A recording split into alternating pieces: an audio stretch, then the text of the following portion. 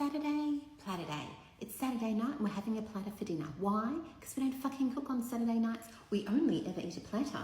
And tonight, we're using this platter, the lemon one. Now, I've got fruit and veg. I've pre-washed them. They're ready to go. And I've got other things in tins and jars, and we'll just make it up as we go along.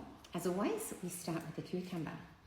The kids are also having platters, and we're using these ones. Now, whenever I make my Saturday platter day, I like to talk to you about what's going on in my TikTok feed, and we can have a little chat about that. So, at the moment, I have lots of animal stuff in my feed. I think if you watch a video to the end and you like it, then the algorithm seems to think you like animal things.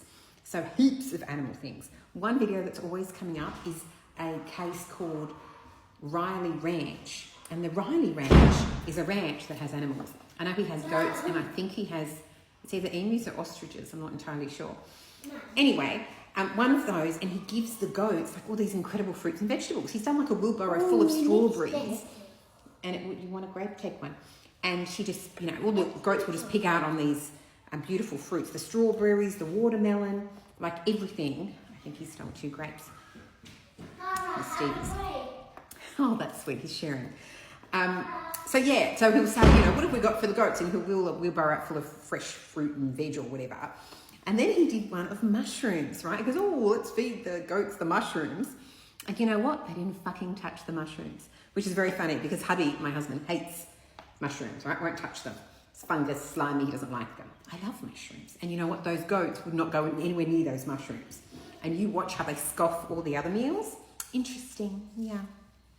There's another video, which, as I say, animal related, where and it's a bit gross, but there's these kangaroos, or a kangaroo that's sort of drinking from a water trough. And the kangaroo has like all these ticks on its ears.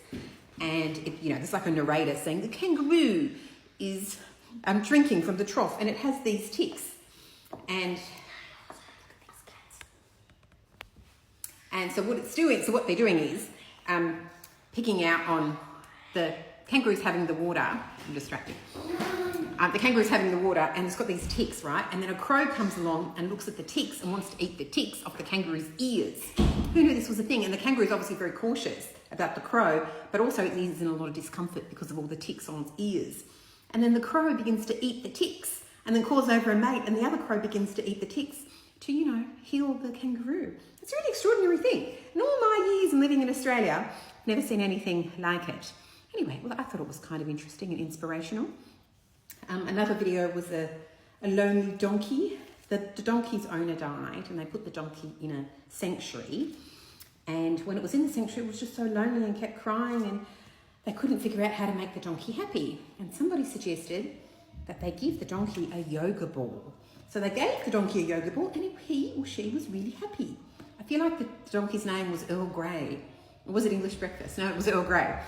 And they really liked the yoga ball, but then the ball deflated, and all these people on social media donated yoga balls. So the sanctuary had all these yoga balls to give to the donkey, which I thought was a good story. Look at these kiddos. What are you kiddos doing? You're hungry. You want a blueberry or a grape or a strawberry? I want to have a grape. All right, have a grape. Don't let anybody see you because they'll yell at me for not cutting them in quarters. Okay, I've lost my train of thought. We've done the strawberries. I didn't give us any strawberries. I gave the kids all the strawberries. Don't worry about it. Okay, so let's talk about something else. Let's talk about some inspirational content. 1 minute. So as you know, I'm a sucker for a platter. And there's this woman. Okay, just one more, okay? Okay.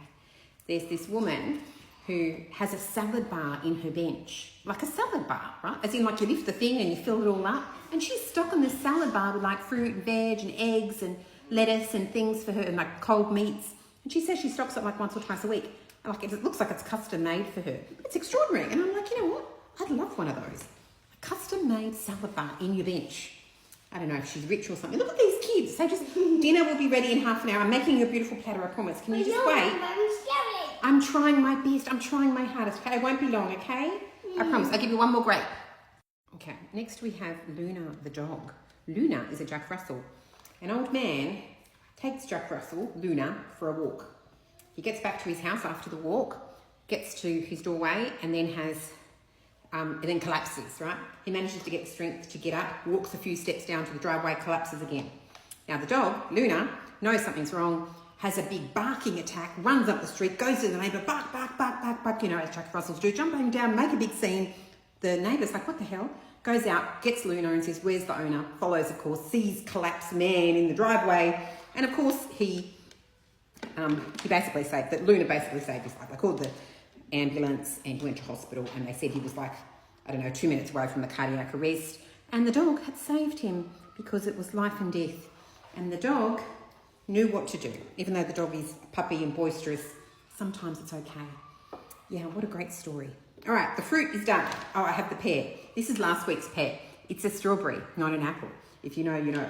I'm going to chop this very ripe. The one I got today is green. This one is yellow. I feel like this is ripe. I'm going to chop it up. Hubby loves pear. He's a big pear guy. Put some pear there and some pear for the kids. Porcini and truffle salami. I bought it today, never had it, but it looks so yum. Let's put this on the platter. The kids can have Devon or ham because I don't think they'll eat this. Isn't porcini a type of mushroom? Hubby doesn't like mushrooms. Don't worry about it. He's not going to know. I'll put this over here. Okay, so what's next? Let's talk about mukbangs. Do you watch mukbangs? People are obsessed with them. So there's Jelly Bean Sweets, right? The biggest mukbanger that I know. Loves to get on screen and just eat. Now, I thought a good mukbang is the eat talk, right? Not just watch somebody eating. I thought they chat while they pig out on a feast. Lately, she's just been feasting, like really scoffing her food. And people have been a little concerned, hummus, because they sort of compare when she first started doing mukbangs to now and how much weight she's put on, which is, you know, perfectly fine. She can do whatever she likes. It's her body. But people are a little concerned because apparently she makes so much money from people watching her videos. This is the hearts of palm. The tin's a bit dirty. I'm just going to wash it. I changed my mind. I'm using this hearts of palm because these are pre-sliced. I put them there. I'm tempted to try one, but I just want to add a little. All right, let me try one. Then I'll add lemon and salt.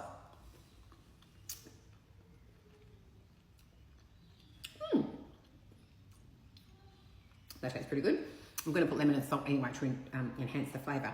These olives I'm going to put in a little ramekin. Got these caper berries. Yeah, so the mukbang thing I'm still trying to figure out.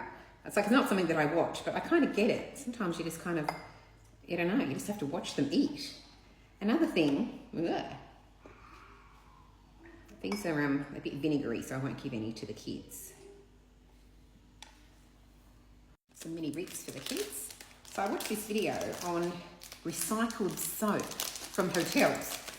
It's some sort of sustainable idea to, you know, be good for the environment because of the amount of used soaps that get out of hotels.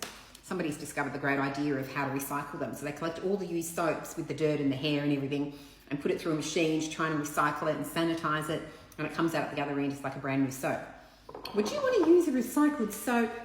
I don't know. The comments in the video are wild because everyone's like, ew. And other people are like, what a great idea. It's like, you know, and when I think about it, I think I just prefer a fresh soap. I'll bring my own soap if I have to. Let me open this jar. Let's add some grated cheese for the kids' platters. We've got fancy cheese. Okay, kids' platters are done. Clark likes hummus, Cara likes tzatziki, and he likes pickles and she doesn't. Okay, I've got this leftover salami. I'm going to add it to the platter. Some Lebanese bread.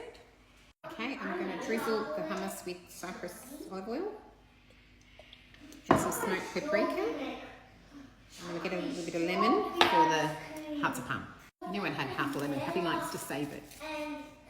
Okay, so I'll squeeze some lemon on this. I'll put a dash of salt as well. I'm going to do a quick cheese plate. Got 1 minute left on the video, so here's the lemon. I'll put a dash of salt. Believe it or not, but it's the small hole, people. I don't want to overwhelm it. Okay. I bought these 3 cheeses, 3 for $15 today, and at the deli. So I'm just using all 3 cheeses. We're going to put honeycomb and some sort of quincy paste jam stuff to eat with it. And I don't think I need crackers because I've got the bread. I always like to cut the cheeses because then you can just eat it and pick up a piece. It's much easier to eat. And we're watching a movie tonight, so it's going to be sort of dark because we watch it in our media room. You don't want to have to sort of fool around with the knife. Right, I'll get the honeycomb.